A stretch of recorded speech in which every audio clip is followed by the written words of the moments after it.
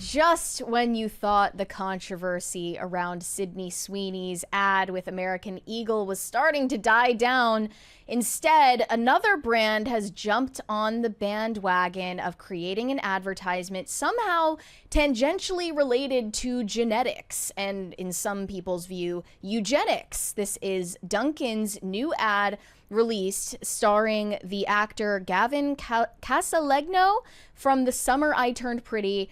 I am not plugged in enough with the culture to be aware of this guy's existence before seeing this ad, but here is what he said in the ad, which is kind of getting some raised eyebrows. Look, I didn't ask to be the king of summer. It just kind of happened. This tan? Genetics. I just got my color analysis back. Golden summer. Literally. Every time I drink a Dunkin' Golden Hour Refresher, it's like the sun just finds me. It's genetics. Great. It's his genetics, him and Sydney Sweeney. There are some comments asking, why is everything suddenly about genetics? What's up with these creepy ads lately? It's getting a little too blatant now. There's another one that says, they just Sweeney'd white men. We don't get enough hate already? Well, I mean, not really. Are we in a simulation? What is going on? Why are advertisers advertising genetics? Something fishy is going on. And then another one said, whoever is the creative director behind these ads needs to do better or find a new line of work.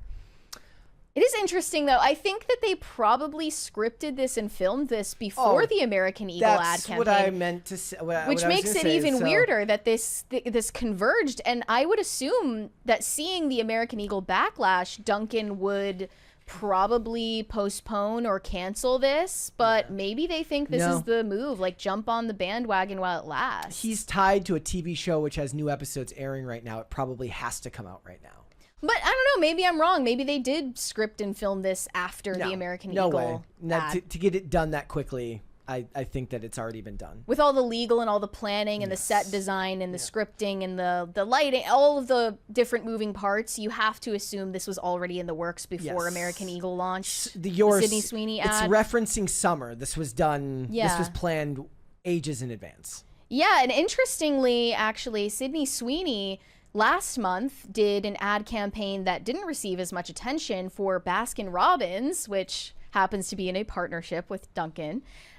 These were some of the photos that they released for that ad campaign. She's like smiling with an ice cream cone. I wonder, like, I'm going to go to like, this is what somebody who's making, like, a girl who's a content creator right now needs to go to a Baskin-Robbins and just buy an ice cream cone and start making these poses. Look at the next one. I don't believe for a second that a girl with a waist that snatched frequents Baskin-Robbins. I'm sorry. I don't. But still, this is another example of her getting her bag, and a lot of people are saying if Sydney Sweeney were being smart with her brand image, she would be doing campaigns with Dior and prestige fashion houses.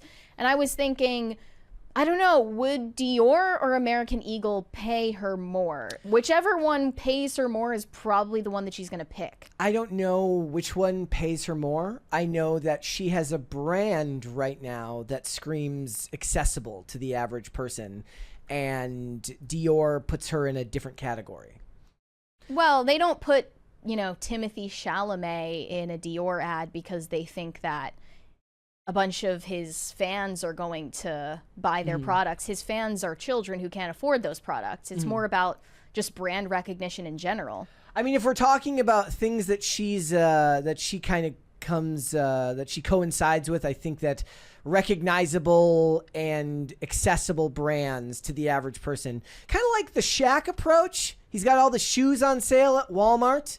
Like, she would be better, rather than doing Dior, have a freaking clothing line at Target. But other people believe she's in it for the money, not curating a brand image. Well, yeah, part of making money is curating a brand image. But like maybe Dior could pay her more and would pay her more. I think she's better off doing these types of ads. I do. Well, okay, but if we're to believe the claim that she's only in it for a paycheck, would she still go with the one that paid less? No, I think she's thinking 3 steps ahead. Yeah, I think she's thinking about how it relates to her overall image amongst people. Just think about it. Like, we talked about her and Sabrina Carpenter and how they seem to represent different sides of the same coin. Oh my gosh. Right? Sabrina Carpenter is the Dior ad. No. She's the Dunkin' Donuts ad. Sabrina Carpenter literally had a brand deal with Dunkin' yeah, Donuts this She did. summer. She had the Shake It espresso I forgot or about whatever. that, yeah. So they're clearly maybe we're going wrong for- about both of them. They're clearly going for a specific look. I just realized this is all a Benson Boone psyop. Yeah. Brett. Sydney Sweeney is promoting blue jeans ice cream. Oh, no. Okay, what's next? Dancing at the movies? Yeah, she's going to get an AMC sponsorship with Nicole Kidman. My mind is blown. No, her and Glenn Powell are going to become AMC ambassadors. We have a 20 from Boosted Yogi said, bring back the Carl's Jr. commercials. Well, Carl's Jr. already did that. They had a really controversial commercial that came out several months back with Alex Earl that brought back their old brand image. I don't know if they've doubled down on that since then. That was at the Super Bowl, right? Yeah. Yeah, actually, it was last year. I could see her coming out with her own makeup or clothing line, and it's not inaccessible. It's at Target. But you would say no to Walmart, like she wouldn't do. I think Walmart. she'd do well. I think whoever she feels gives her longer term success, meaning like is the idea that you're going to we'll give you a 5-year contract to run a brand, to run this product out of our store, which one she's a businesswoman. And I think she's curating an image right now, and she screams girl next door. Dior doesn't scream girl next door, but Dunkin' Donuts does. Well, some people are applauding her because they believe she is speed running the Hollywood system, and she knows that she isn't a talented actress and that right now is as good a time as any to chase the bag. Radfem Hitler said, I think Sweeney just knows that she's not particularly talented and will age out of her sex appeal. She sees the writing on the wall. She has no staying power. She's just trying to get the bag while she can. No, I think she's looking to move into production and management. I think she's not going to be acting anymore in, say, 10 years, 15 I think she'll years? do both. I think she'll end up doing both. But I think what she sees herself as is a business owner and a promoter.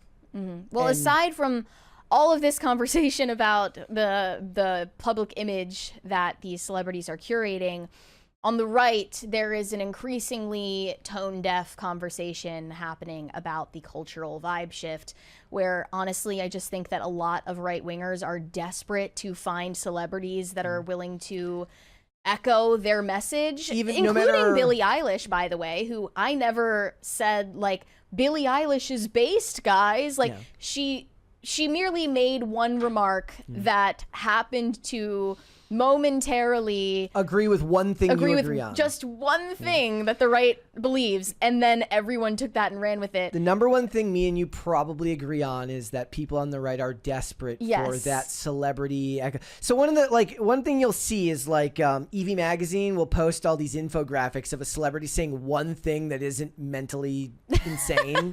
And then they're like, the vibe shift is wrong. I'm like, no, that person said 10,000 other things that are insane. And still are. And one random thing that was not insane, and they're trying to glom onto it and say that it's somehow indicative of the culture shifting. No, it's an indication of where your focus is, and you found this one thing. That doesn't mean that anything has changed. Well, one example of that stands out to me is from the Oscars this year, when Kieran Culkin went on stage to accept his award, and he was making jokes with his wife, who was sitting in the audience, saying, like, I hope that we have another baby. Do you know why this is? And then all the conservatives were like, Kieran Culkin is like a pro-family conservative. This is one of the things that I've tried to tell. Also, Jennifer Lawrence was also on a panel at, I believe, Cannes Film Festival, talking about the way that motherhood has evolved her as a person, and then everyone was hopping on that as well. They've done the same thing with a new comment from Vanessa Kirby, who is currently pregnant and promoting Fantastic Four.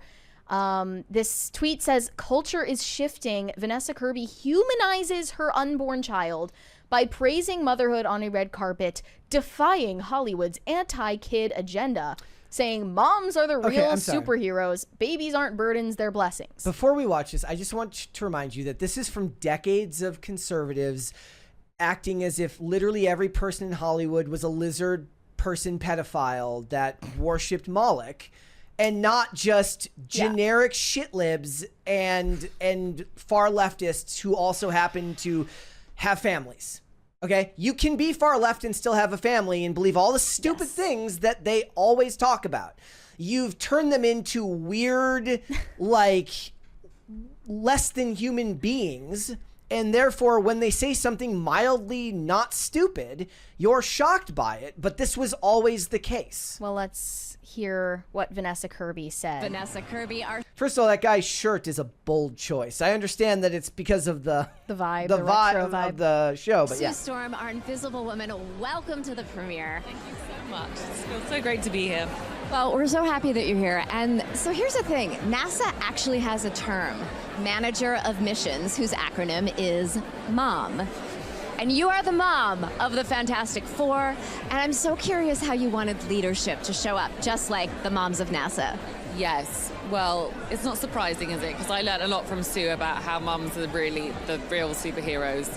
And I think we all, I've taken mine for granted. And she taught me, oh, God, it just was such an amazing lived experience to realize that this, she's pregnant, she gives birth, then she's a new mother, all while this, existential intergalactic threat is coming and this mission is taking place. And I was so honored that Marvel asked me to take this journey, but also wanted to portray a mother like that, because it's metaphorical, I think, for what mothers do every day. Well, we are so excited to see. Okay. And that is all conservatives needed to hear to believe that Vanessa Kirby is some kind of crusader for the pro-life movement. I mean, all that really is generic pro-mom stuff, which has been part of first and second wave feminism, at the very least. Gun to any of our heads, is Vanessa Kirby pro-choice or pro-life? Pro-choice. Uh-huh. Also, like it's like the Bill Burr skit about like about motherhood being the hardest job, and he's like, "Oh, I thought roofing in July is a redhead." But it's the argument is always it's not that motherhood is the most difficult job, but that it is the most important job.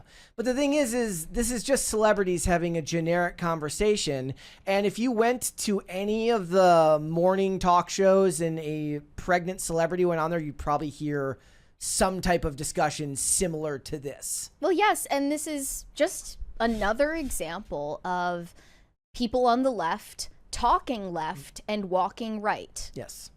They will constantly talk about how, families are bad for the carbon footprint, and if you have too many children, you're going to kill the planet. But they're going to have and kids. It's selfish, and they constantly are advocating for unlimited access to abortion through all 9 months of pregnancy. This is still the party platform of Hollywood, and that is not something I expect to change.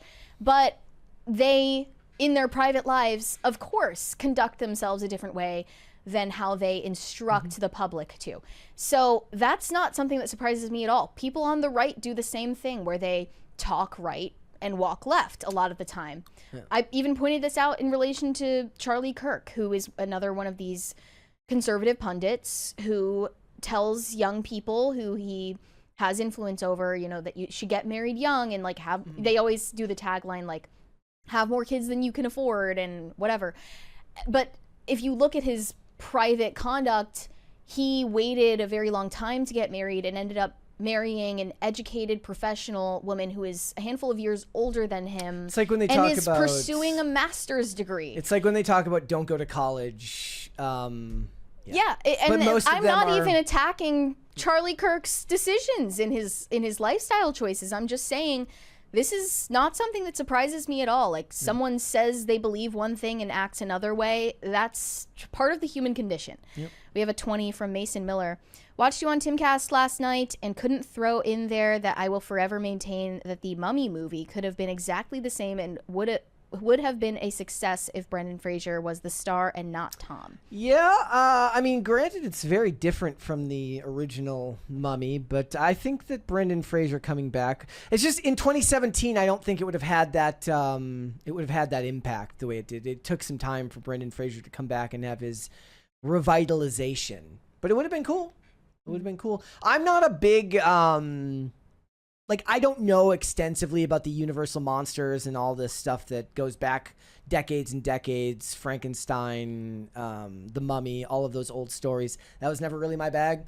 But I would watch a new Mummy with Brendan Fraser if they ended up making that. I know they're making a new Mummy movie, but I don't think Brendan Fraser is attached to it, though he said he would if they asked. Oh, but Yeah. they didn't ask. I don't think they asked. It's the dude who made Evil Dead Rise is making it, so they might be going deeper into horror with it. So, Okay. anyways, yeah, I think part of this, at least in my personal opinion, is because people have turned celebrities into like satanic supervillains rather than just hypocrites. Some of them are satanic. I believe some of them are Yes. satanic. But I'm saying, then they ascribe that label to Yeah. all of them. Yeah, and you know, they are just people at the end of the day, and I think that what the right is doing by picking out celebrity avatars for their ideology is just another form of celebrity idol worship, which I hate. Thanks for watching. Listen to full episodes of Pop Culture Crisis on Spotify. Keep up with us on social media and make sure you subscribe and ring that bell so you never miss the show. Bye, guys.